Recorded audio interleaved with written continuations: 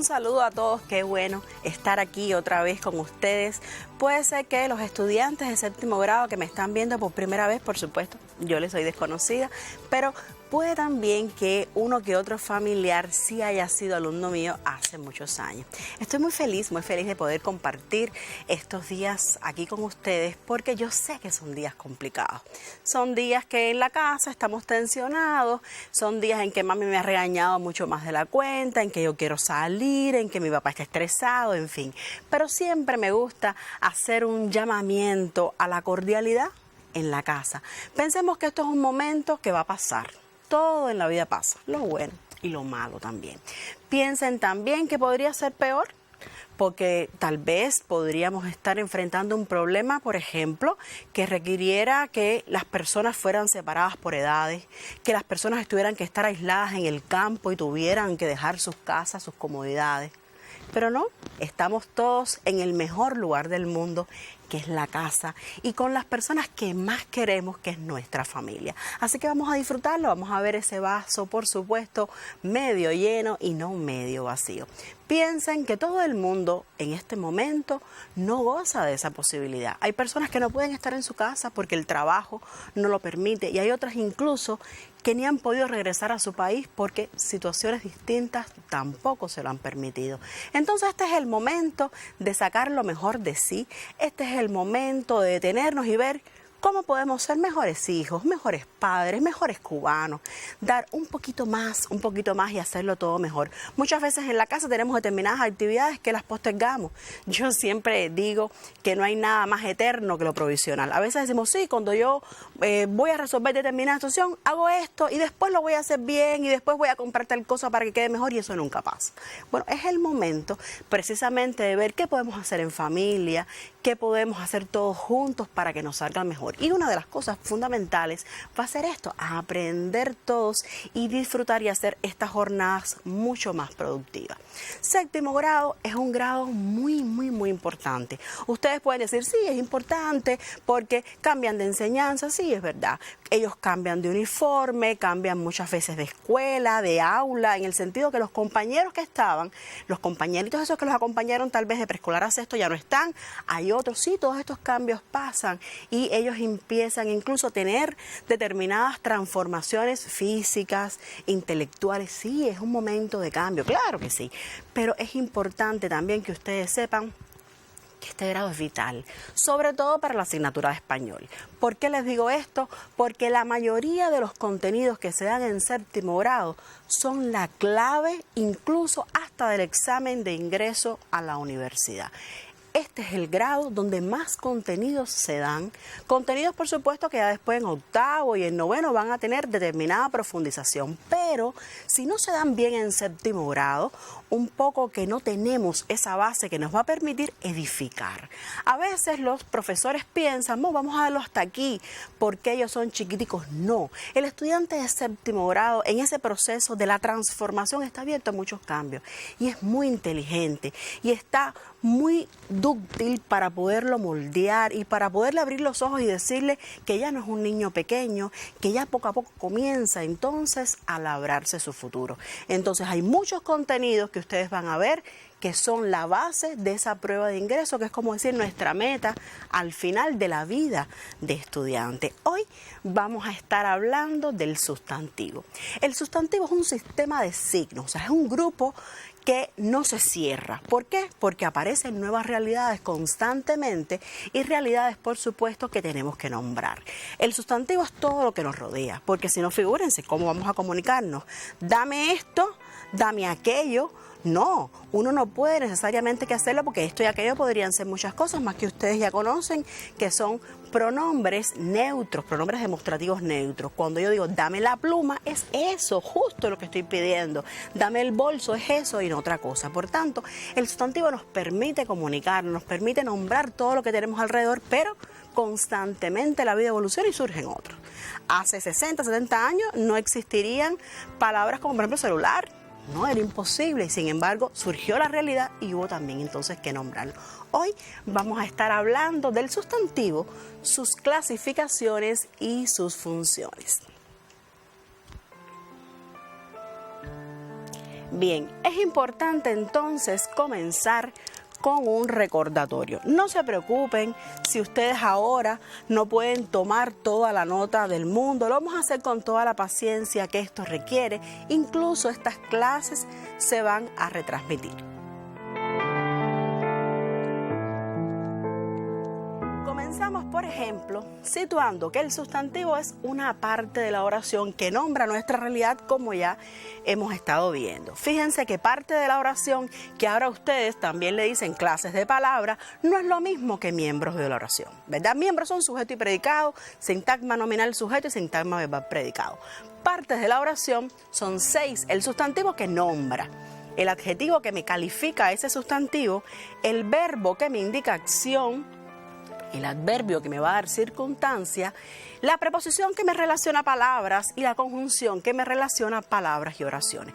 Muchos estudiantes se preguntan, ¿y los pronombres son partes de la oración o forman parte de estas clases de palabras que hemos estado aumentando? No, los pronombres son elementos sustitutos. Ellos funcionan como adjetivos, como sustantivos, por tanto, no dan una nueva realidad, no dan un nuevo concepto y se consideran dentro de nuestro idioma un elemento sustituto. Ahora, el sustantivo está formado por un lexema. Recuerden que el lexema es como un pedacito de la palabra, ¿verdad? Ese pedacito que es de estructura que nos permite saber el significado de la palabra. Y es como yo digo, es como la marca genética, porque a la hora de conformar familias de palabras tan necesarias en este grado para ampliar el vocabulario, eso es lo que nos dice que esas palabras pertenecen a la misma familia. Y por supuesto, además de tener lexemas, tiene morfema. Tiene el artículo, que a veces puede estar o no, pero no podemos decir artículo más sustantivo, no, porque nosotros decimos Luisa viene con su pie izquierdo, no, Luisa viene con todo, por tanto, el sustantivo está conformado en sí mismo por ese artículo y a la vez que decimos sustantivo lo estamos incorporando. Además, ustedes saben que el artículo nos sirve para determinar género y número. Cuando hablamos de género, estamos hablando de femenino y de masculino. Cuando hablamos de número, estamos hablando de plural y singular. Y si hablamos de prefijos y sufijos, recuerden que son como estructuras pequeñas que tienen significación y que, por ejemplo, el prefijo se coloca delante de la palabra y el prefijo se coloca delante del lexema y el sufijo iría detrás. Quiero que observen atentamente estas dos palabras que yo les he puesto aquí, marineros. Marineros, vamos a pensar que ustedes no saben español y están un poco tratando de entender desde el punto de vista de cómo se conforma esta palabra, desde el punto de vista morfológico, cómo se forma. ¿Qué quiere decir? Mar. Mar es una inmensidad de agua, ¿sí o no? Y ese va a ser el lexema. In es un sufijo que significa dentro. Er es un prefijo que indica oficio. Piensen, bodeguero, ¿verdad? Peluquera, fíjense, el o er-a, ¿verdad? El er es un prefijo que indica oficio. O es masculino y ese me da plural. ¿Qué quiere decir? Fíjense, varios hombres que trabajan en el mar y así podemos entender qué significaría entonces marinero. Pensemos en submarino. Sub es un prefijo, fíjense que está delante del lexema. Sub significa debajo, ¿verdad? Mar es la inmensidad de agua, in es dentro y o es algo que está debajo del mar, pero bien dentro del mar y que es masculino.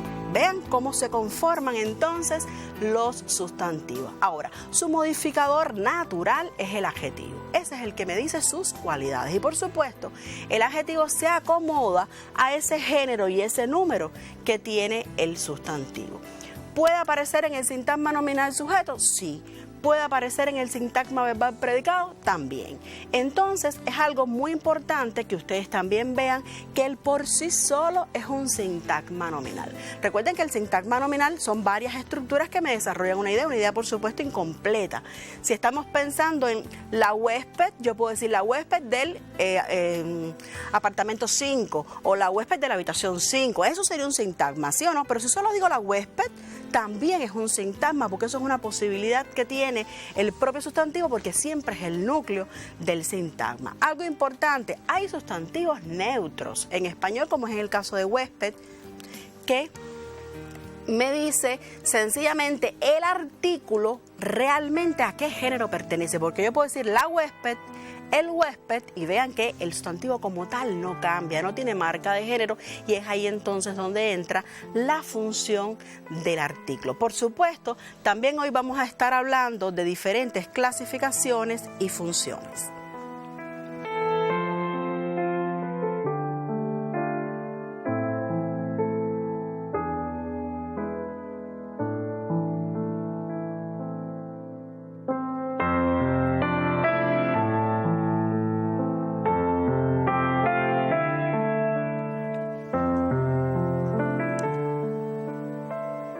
Aquí, como otro recordatorio importante, tenemos las clasificaciones.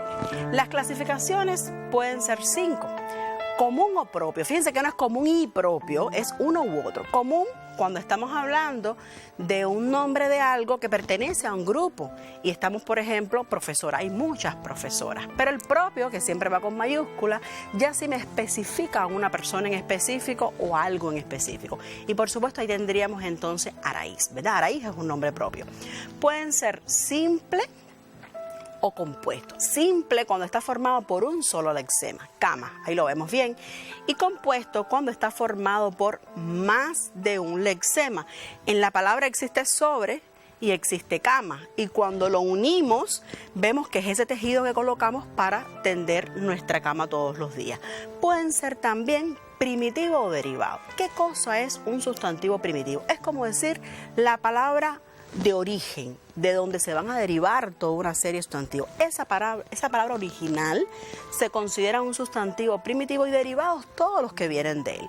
Si pensamos, por ejemplo, en flores, ustedes ven que ahí tienen varios derivados. Floristería, floricultor, que es la persona que se encarga de estudiar el cultivo de las flores, el florero, que puede ser el adorno ese en el que colocamos las flores, o la persona incluso que las vende. Florería, que es el lugar donde se venden las flores. Y ustedes me dirán, profe, pero cada vez que vamos a hacer una familia de palabras, pensamos rápido en aumentativos, diminutivos y despectivos. Si estamos hablando de casa, es casa, casita y casona. Eso siempre pasa. Fíjense que aquí yo les estoy poniendo precisamente un ejemplo. Florona como el aumentativo, diminutivo florecita y despectivo florecilla, ¿verdad? No, independientemente de que estos existen y se consideran también como una especie de sustantivos apreciativos, es importante que ustedes aprendan a crear sustantivos derivados utilizando prefijos y utilizando también sufijos. Vamos a hablar de otro que generalmente tiene problema, otra clasificación, que es en el caso de individual o colectivo. Muchas veces los estudiantes dicen, bueno, si está en singular ya es individual y si está en plural es entonces colectivo. Fíjense que en este caso yo lo he puesto a la inversa. Libros. Libros está en plural, sin embargo, libros ahí es... ¿Qué cosa? Es individual. El sustantivo individual puede aparecer en singular o en plural, eso no importa. El recurso es llevarlo a singular y entonces comprobar que sí se refiere a una sola cosa. Por tanto, libros, cuando lo llevo a singular, es libro. Y ahí comprobamos entonces ese carácter individual que tiene esta clasificación. Ahora, biblioteca. Biblioteca es un sustantivo colectivo. Colectivo porque esté en singular o en plural, me da esa idea de que es un conjunto de libros, ¿verdad? Es un sitio que los agrupa. Entonces tampoco va a determinar el hecho de que esté en singular o en plural. El colectivo puede estar en singular y el colectivo puede estar también en plural. Fíjense que biblioteca en este caso está en singular. Ahora, otra clasificación que generalmente tiende a dar problemas, que es concreto o abstracto. Si ustedes consultan varias bibliografías van a ver que esto es un concepto que es un poco manejado, que tiene una pálida frontera, incluso en ocasiones. Y vean que yo como concreto estoy poniendo la música. Y me van a decir, profe, ¿cómo la música? Si la música no se puede tocar, o sea, me refiero a tocar con las manos. Lo concreto no solo es lo que se pueda tocar, lo tangible. Lo concreto es lo que expresa un concepto por sí solo independiente. Es lo que entra por los diferentes órganos de los sentidos. Es lo que escuchamos, lo que probamos, ¿verdad? Lo que vemos, lo que tocamos. Por tanto, la música la escuchamos, la música se escribe, la música se lee, la música es concreta. Y por supuesto, el abstracto sí es la envidia. Vemos una persona que está haciendo determinada acción negativa. Vemos a la persona envidiosa, pero no vemos la envidia. No nos podemos quitar 4 gramos de envidia de encima. No podemos controlarlo de esa manera física. La envidia es algo que entra por nuestra inteligencia. Es un concepto dependiente precisamente de nuestra inteligencia. Algo importante que también hoy tenemos que recordar, por supuesto, que son las funciones. Y aquí comienzo entonces a ponerte un ejemplo. Fíjense que vamos a transitar con un mismo sustantivo por las diferentes que existen.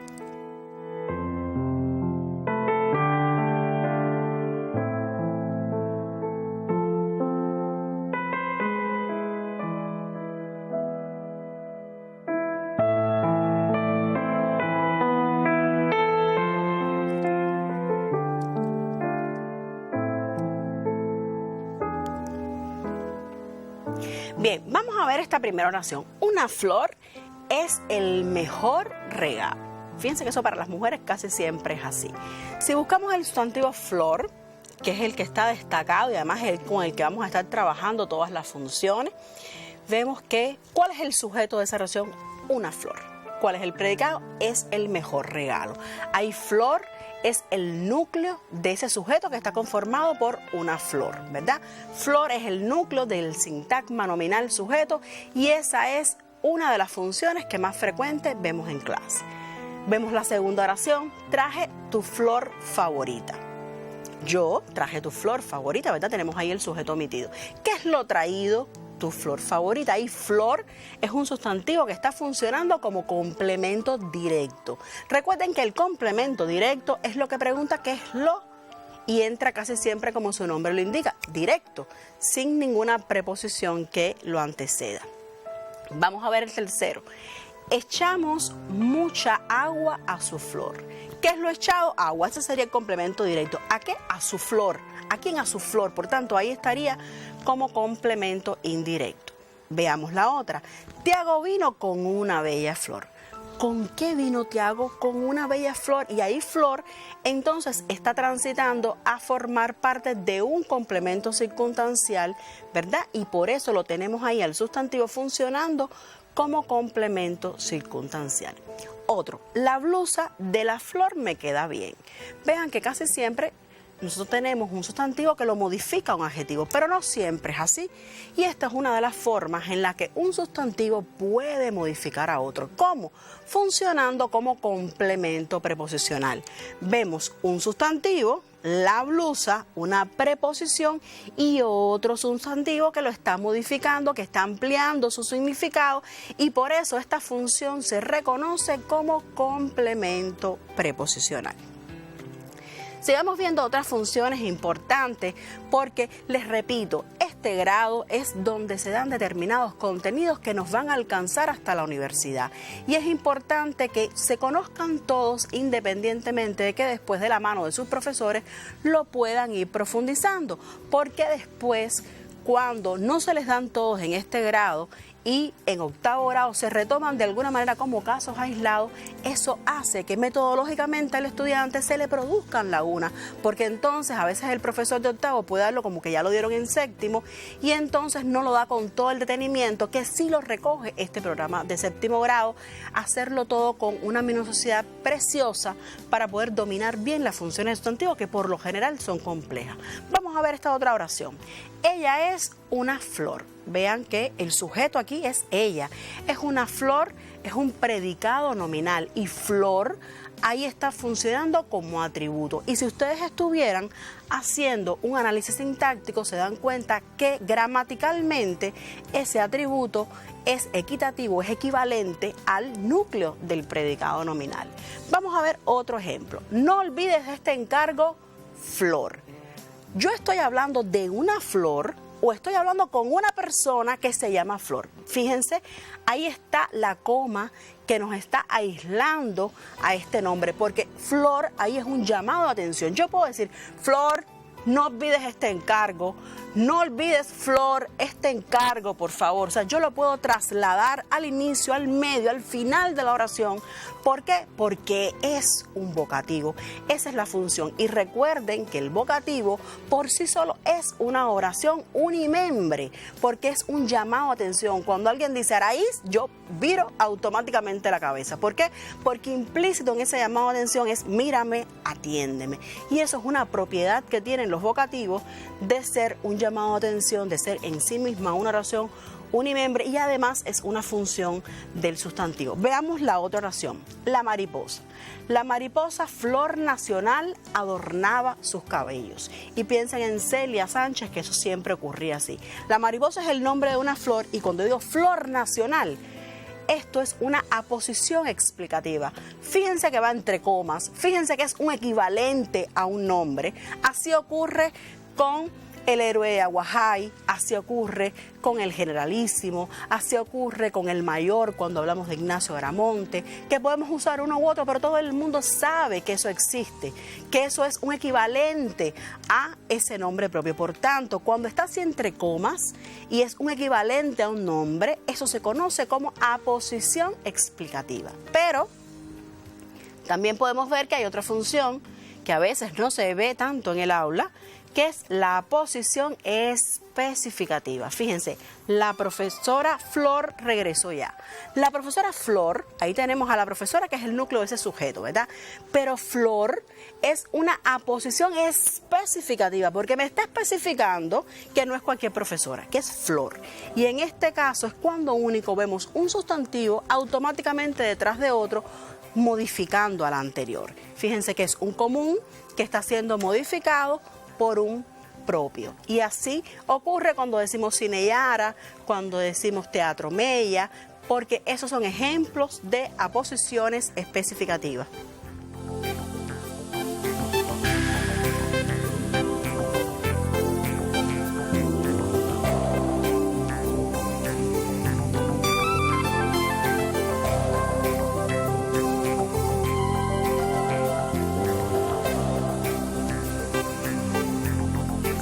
Dejo recomendaciones de consultas, por ejemplo, de contenido de la página 42 a la 44 del libro de texto, ejercicio 7 de la página 46, varios ejercicios que ustedes pueden estar viendo que también tienen que ver con este tema de la página 48, algunas otras recomendaciones del cuaderno complementario, del cuaderno de ortografía. Recordarles que también está el Cubeduca y el repasador en línea, que es otro recurso que también tenemos.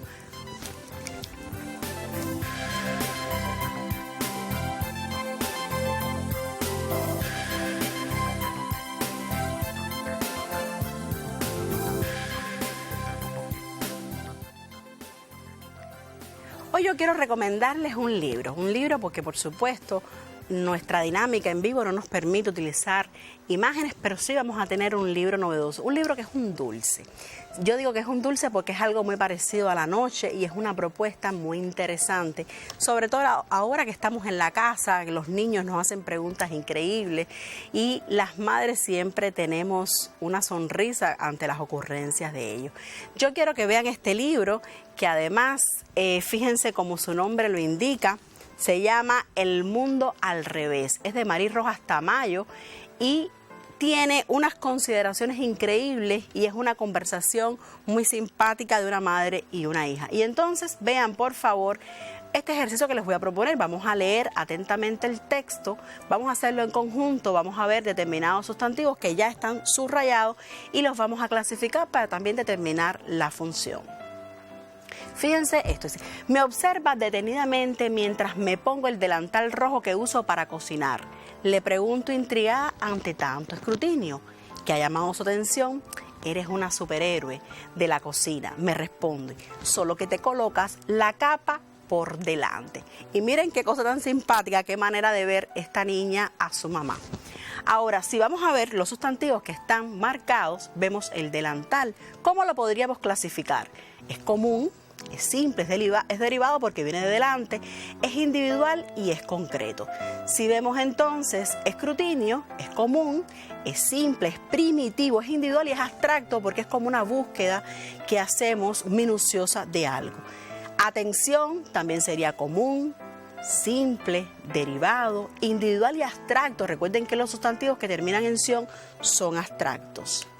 Superhéroe, fíjense que es común, simple, derivado. Superhéroe no es compuesto porque super por sí solo no existe en el idioma. Es derivado, es individual y es abstracto porque nosotros tenemos que saber qué características tienen que tener esas personas que vemos para considerarlas así. Tenemos la cocina, que es común, que es simple, que es derivado porque viene de cocinar, individual y concreto. La capa, que es común, simple, derivado porque viene de cabeza, individual y concreto. Y si viéramos las funciones, ya que vamos a recordar un poco el texto, veíamos el delantar, me pongo el delantar. ¿Qué es lo opuesto? El delantar. Y ahí estaría funcionando como complemento directo. Escrutinio está como complemento circunstancial. Atención, ¿qué es lo que ha llamado su atención? Superhéroe, ¿cómo está? Como atributo. Fíjense que dice, eres una superhéroe. Y ahí es el núcleo de ese predicado nominal, por tanto funciona como atributo. Pero eres una superhéroe de la cocina y por tanto está funcionando como complemento preposicional. Por supuesto que esto no es un contenido que vamos a dar solamente hoy, lo vamos a retomar en estas orientaciones, en estas clases que estamos teniendo en conjunto, pero es algo importante que queríamos retomar para que ustedes tuvieran los contenidos bien claros. Recuerden que esto es un momento de ser lo mejor posible. Recuerden, como dice Silvio, ser un tilín mejores y mucho menos egoístas. Y lo más importante en estos días es saber, pero sobre todo hacer. Muchas gracias y nos vemos en un próximo encuentro.